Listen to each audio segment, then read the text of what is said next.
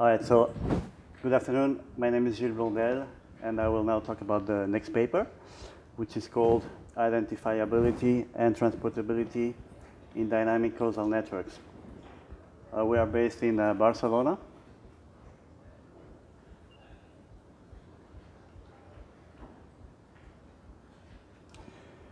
Now, a couple of high-level slides just to put this paper in context. Causality versus correlation. Again, correlation gives no information about causes to affect relationships. As a simple example, people that smoke often might get some little bit of yellow fingers because of the smoke. They have also a higher probability of having lung cancer. But these variables, basically, how do we relate them to each other causally? Is it that yellow fingers causes cancer? Is it that cancer causes yellow fingers? Not at all, obviously. It is that there is a common cause, which is smoking, that is causing both of these variables. So how do we build the right causal model to put all these variables in the right relation from a causal perspective? How do we build causal graphs? Basically, there are several ways we can do that. Performing experiments. As an example, the World Health Organization recently released a statement saying that processed meat, the consumption of processed meat might be a cause of cancer. They arrived to this result by experimentation. So they take a population of mice, they experiment on them, feeding them with processed meat. They take another population of mice under the same environment, and they don't feed them with processed meat. And then they observe the result, and here we go, we have an experiment. But there is also another way to establish cause-to-effect relations between variables is to look at observational data only. This is practical because experiments might be expensive to do, or might be unethical, like for example in the smoking and cancer example, or might be just impossible to achieve. So observational data contains some hints towards causal relations. And Frederick here explained all of that at the beginning of the workshop. So there exist some algorithms today that have been developed in the last few decades, like PC, IC, FCI, RFCI. And these algorithms do precisely that. They extract causal information out of only observational data as best as possible. Now, our paper is not about causal discovery per se, it's about causal reasoning once we already have a known causal graph. So we assume we have a causal graph, and we assume also that this causal graph is a pretty good representation of the reality that we are modeling. And what we are doing now is causal reasoning. What is causal reasoning? Is to, one of the causal reasoning things we can do is intervention. So we are forcing a variable to a certain value, and then we evaluate the effect on the other variables in the model. This is expressed as probability of y conditional to do x, where do x is doing an action on x, so forcing the variable x to a value. When we do that, all the natural causes of x are disabled. So graphically, all the incoming edges into x in the causal graph are being disabled. We have a tool to handle this very well. It's called the rules of do calculus, developed by Pearl. They allow us to transform expressions with do terms into other equivalent expressions based on the graphical conditions encoded in the causal model. So I will not go in detail here. But what is the identification of causal effects? Again, once we have the causal model established, we say that an expression is identifiable, a causal effect is identifiable, if it can be uniquely computed from observational probability distributions in the model. We do that by applying the do calculus rules iteratively. So to go from an expression with do terms to another equivalent expression without any do terms, and therefore that can be evaluated with observational probabilities only. There's some algorithms that do this today, actually since 2006. Spitzer and Pearl developed this identification algorithm. And as an example, what the algorithm is doing with this graph, for example, is to try to identify the effect on D upon acting on S2 and see whether we can identify that just by observational data. Now, what we wanted to do is add a component to this sort of problem and add the time component and make these causal models dynamic. When we looked at this and we looked at existing research in this space, we found that there was no formal analysis of dynamic causal models just with do calculus, which is this powerful tool that we have to do this sort of analysis. So there's all sorts of other things in existing research, but dynamic causal effect identification with do calculus was not thoroughly analyzed and presented. So this is what our paper is about. We developed algorithms for identification of dynamic causal networks.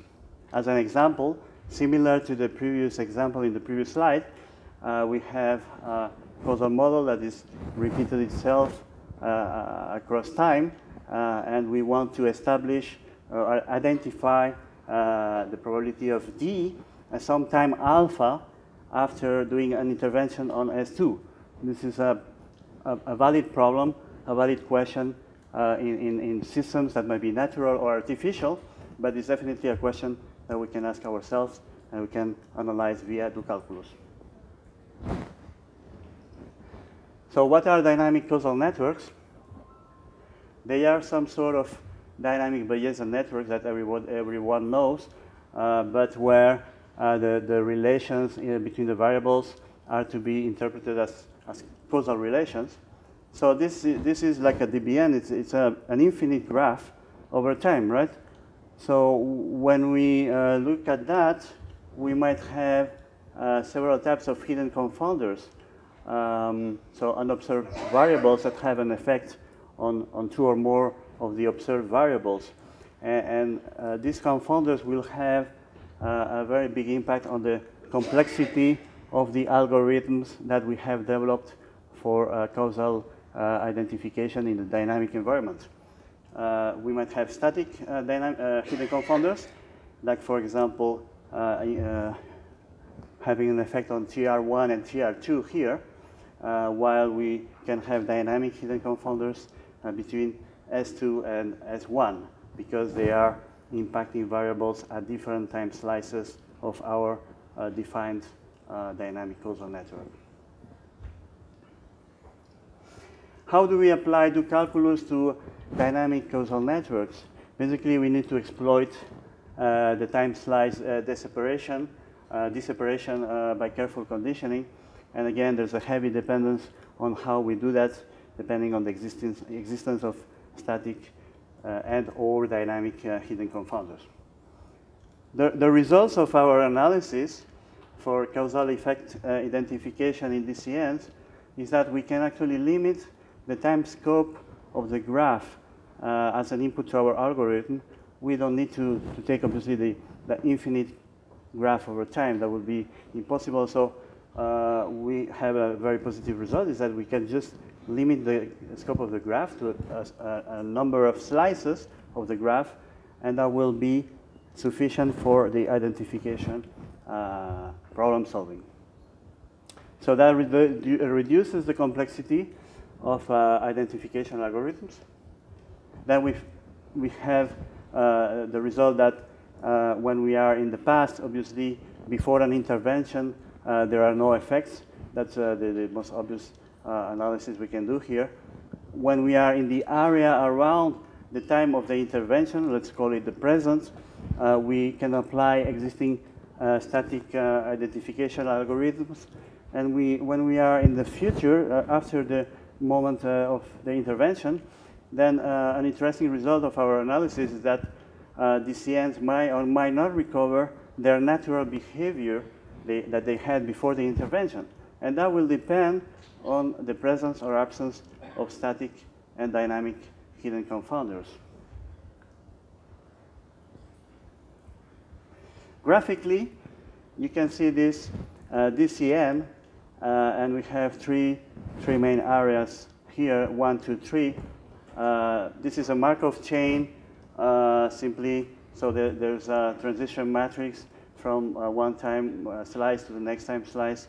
This is impacting the joint probability distribution of the variables in the time slice. When we do an intervention at time tx, basically everything happening in the area of 1 will keep, obviously, the same properties. So the transition matrix will be unchanged there, and it will be the same transition matrix T. When we are in the area around the intervention, we find that we need to identify a new transition matrix, and this will be different than the transition matrix T. And when we are in the region of 3, so in the future, the transition matrix might become T again for this DCN if there was only static hidden confounders in the model, which is actually not the case in this example. If we have dynamic hidden confounders in that model, then we find that the transition matrix of the Markov chain in the future will be different. We must identify the transition matrix, and on top of that, it will change over time. So it will likely be different time slice after time slice, which is a hurdle for the complexity of the solution of the problem. Now a little bit about transportability, because our paper also talks about transportability in the dynamic setting. So we extend the existing results on transportability by Barenboim and Pearl.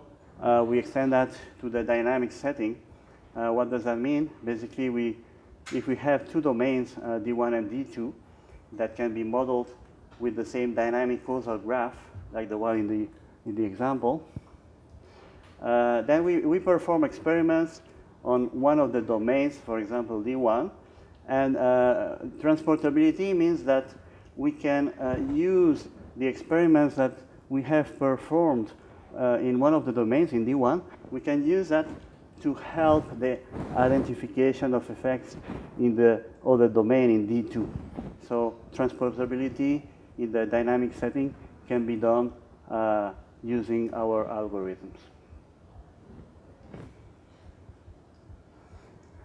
So this is an example where we have a very simple DCN, and we want to do causal effect identification in this setting. We have two roads between two cities. The roads have traffic densities because of the number of cars there. And then we have a hidden confounder. In this case, it is a static hidden confounder. For example, it could be the weather on a particular day. And then we see that these two variables, the traffic densities, have an effect on the travel delay between the two cities.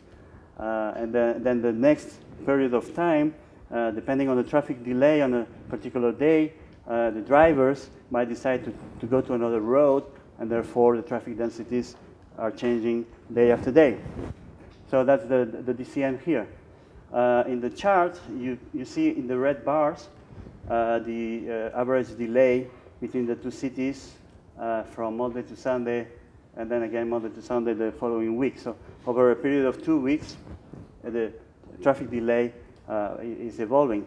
If we do an intervention on the first Thursday, which means, for example, we apply some traffic policy, on Thursday we have some policemen there on the road number 1 telling people to drive faster or slower or whatever intervention, then we will have an impact on the travel delay on Thursday, Friday. So for a few days, this DCN is evolving in a different way. It has a modified trajectory because of the intervention. and then only after a few days, a few time cycles, then it recovers its natural behavior. And this is what we were saying before about DCNs with static hidden confounders. In this case, the DCN will recover its natural behavior after the intervention. So these are the conclusions. We have developed dynamic causal identification using do-calculus algorithms. These algorithms are valid for static or dynamic hidden confounders. And a property that we haven't covered is that with hidden confounders, which are static only, the DCN will recover its pre-intervention behavior after the intervention, while if there are dynamic hidden confounders, the DCN might not recover its pre-intervention behavior. Thank you. Yeah, thank you very much.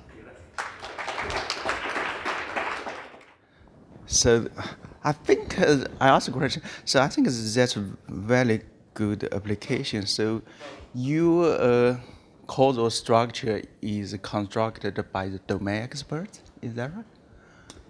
Well, the assumption basically is that the causal model that is an input for our algorithm is well built, whether it's built by knowledge, expert knowledge, built by algorithms that discover causal models from data or any other method.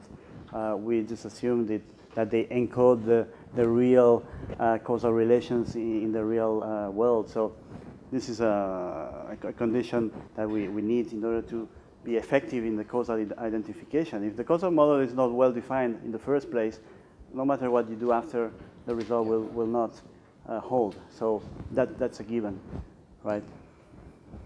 Yeah, thank you much, Yeah. Gilles. Yeah, thank you. Let's thank you, Gilles again.